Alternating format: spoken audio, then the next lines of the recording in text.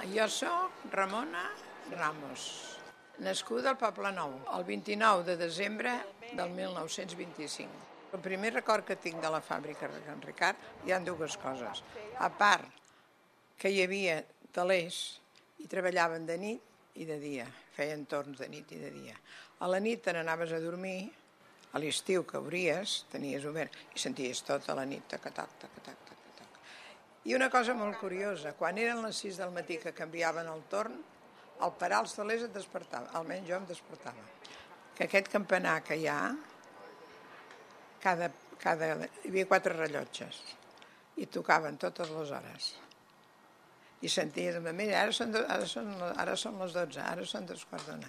Era un record bonic, perquè en aquella època, almenys a casa meva, ara hi ha rellotge, no n'hi havia. I llavors et fiaves molt del rellotge del campanar. Senties tocar el rellotge a nit i feia com una companyia. A mi m'agradava molt, sí, a mi i a molta gent. A mi em sembla molt bé, em sembla bé que l'Iguamont vingui aquí, és una cosa molt interessant, i a més tot el que sigui cultura és el que més es necessita en aquest país.